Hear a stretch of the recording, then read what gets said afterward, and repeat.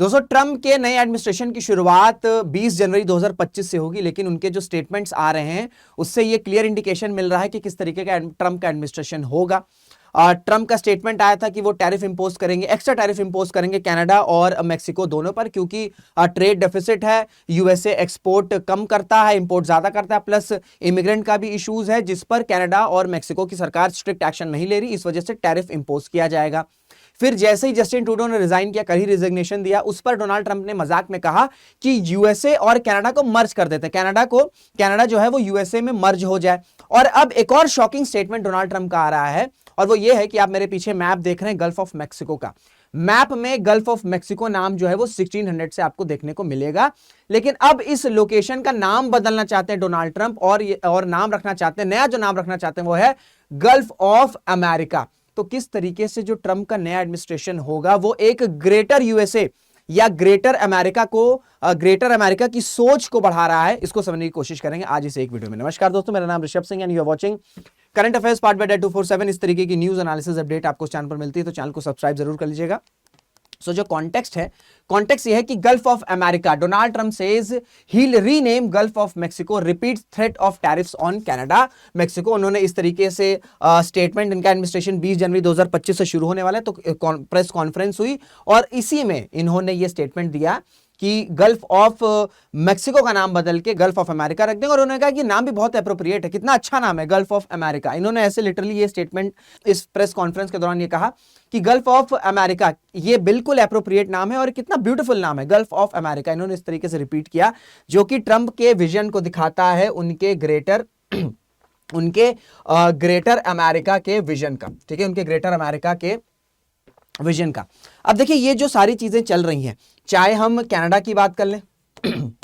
या हम मेक्सिको की बात कर लें, अब ये सारी जो कंट्रीज है, और फिर यूएसए हो गया, ये जो सारी कंट्रीज है ये नॉर्थ अमेरिकन कंट्रीज है, नॉर्थ अमेरिका के कॉन्टिनेंट में आपको देखने को मिल जाएंगी, ठीक है। आपस में बहुत बड़े अमाउंट में बायलैटरल ट्रेड होता है, ठीक है, स्पेशली यूएस और कनाडा का। लेकिन इशू ये आ रहा है कि अगर हम ट्रेड पर देखेंगे तो यूएसए इंपोर्ट ज्यादा करता है दोनों देशों से, एक्सपोर्ट कम करता है, प्लस दोनों देश से, जो डोनाल्ड ट्रंप का कहना है, दोनों देशों से क्या होता है कि भर भर के इमिग्रेंट्स आ रहे हैं, ठीक है, और साथ ही साथ यूएस में रिकॉर्ड नंबर ऑफ ड्रग्स जो है वो भी एंटर कर रहे हैं, और ये जो ड्रग्स का रूट है वो कनाडा से है, ठीक है, वो कनाडा से है। तो कनाडा से ड्रग्स का रिकॉर्ड नंबर में ड्रग्स आ रहे हैं यूएसए में, मेक्सिको में रिकॉर्ड नंबर ऑफ इमिग्रेंट्स आ रहे हैं, इस वजह से मेक्सिको और कनाडा पर दबाव बनाया जा सके, इस वजह से इस तरीके के स्टेटमेंट्स जो हैं वो डोनाल्ड ट्रंप दे रहे हैं। और जब उनका रियल एडमिनिस्ट्रेशन स्टार्ट होगा तो ये कई एक्सपर्ट्स का मानना है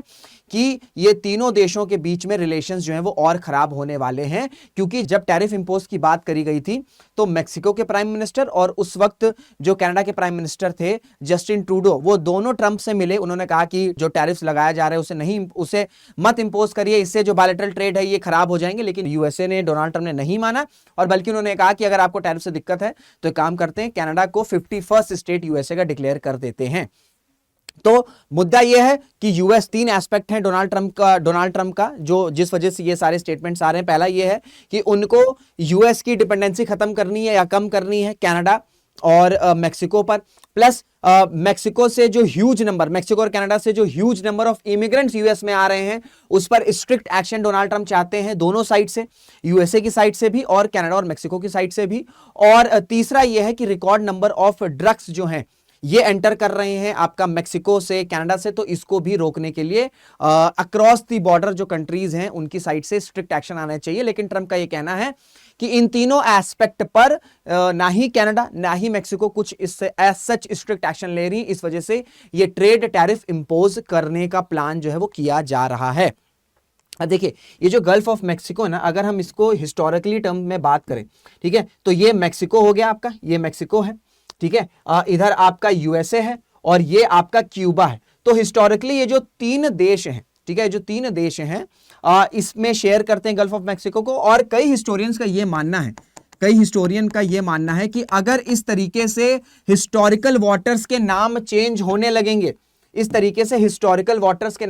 होने लगेंगे, हिस्टोरिकल वाटर बॉडीज, ओशंस के नाम चेंज होने लगेंगे, तो एक रीजनल टेंशन की शुरुआत हो सकती है। ठीक है, एक रीजनल टेंशन की शुरुआत हो सकती है। इस वजह से कई सारे जो हिस्टोरियंस हैं, जो स्कॉलर्स हैं, उन्होंने ये कहा है कि ट्रंप का ये जो विजन है ग्रेटर अमेरिका का, इससे नॉर्थ अमेरिका में बड़े लेवल पर टेंशंस शुरू हो सकते हैं, स्ट्रेन्ड टेंशन शुरू हो सकते हैं। ऑलरेडी हम देख रहे हैं कि मिडिल ईस्ट में क्राइसिस चल रहा है, ऑलरेडी हम देख रहे हैं यूरोप में क्राइसिस चल रहा है, इधर साउथ कोरिया नॉर्थ कोरिया के बीच में क्राइसिस चल रहा है, ताइवान और चाइना के अपने इश्यूज हैं, ठीक है, साउथ एशिया में भी भारत के भी बॉर्डर इश्यूज चल रहे हैं, पाकिस्तान के साथ, चाइना के साथ, बांग्लादेश से भी अब रिलेशन हमारे खराब हो रहे हैं, हो चुके हैं। अब ऐसे में नॉर्थ अमेरिका में भी यूएसए, कनाडा, मेक्सिको बीच में इस तरीके से टेंशन क्राइसिस शुरू हो जाएगा, तो फिर तो कॉन्टिनेंट में, दुनिया के किसी कॉन्टिनेंट में कोई जगह ही नहीं बच रही जहां पर क्राइसिस नहीं चल रहा है। इस वजह से हिस्टोरियंस का मानना है कि इस तरीके से हिस्टोरिकल वाटर बॉडीज का नाम चेंज नहीं करना चाहिए। लेकिन डोनाल्ड ट्रंप जो हैं, उन्होंने अपना एक विजन बनाया हुआ है ग्रेटर अमेरिका का,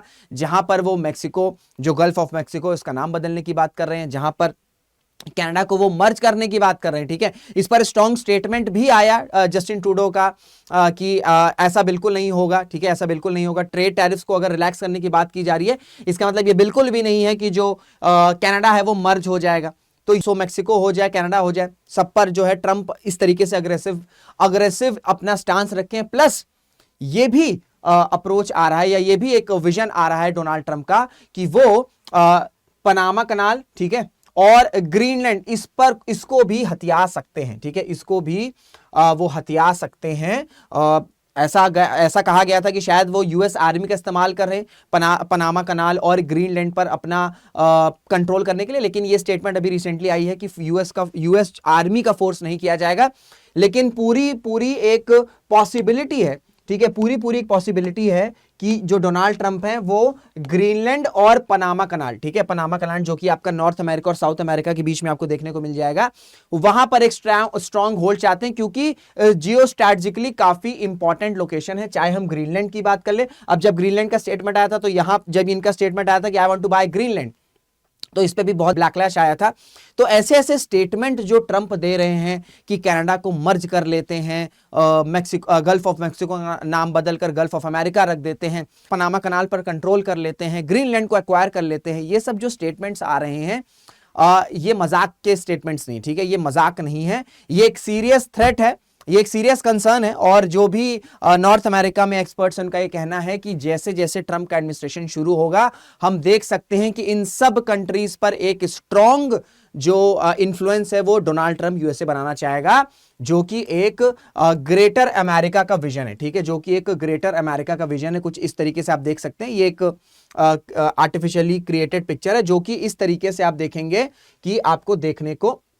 मिल जाएगी। तो ये एक विजन है ट्रंप का ग्रेटर अमेरिका का। बाकी आपकी इस पर क्या राय है, मैंने सारी चीजें आपको बता दी। आपको क्या लगता है कि डोनाल्ड ट्रंप जब अपना नया एडमिनिस्ट्रेशन शुरू करेंगे,